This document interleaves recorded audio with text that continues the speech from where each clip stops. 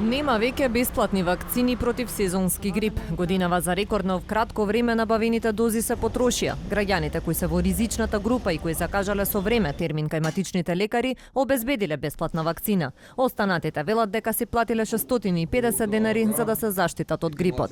Бесплатна вакцина пример? Не, со пари. Со пари. И па нема термин, нема ништо ти работи. Колку платите? 650 денари. Редовно се вакцинираме откако сме пензионери.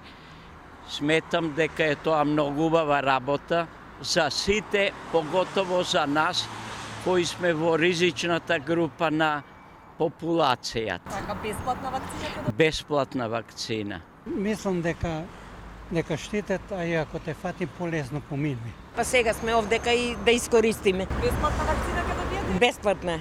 Здравствените власти ќе издвојат дополнителни пари, но и ќе чекаат донација од Америка за да набават уште 28.000 бесплатни вакцини, но кога ќе стигнат се уште не се знае. Дозите ги одредивме врз основа на буџетот кој што го имавме на располагање и врз основа на донацијата која што ни беше понудена од Американскиот центар за јавно здравје.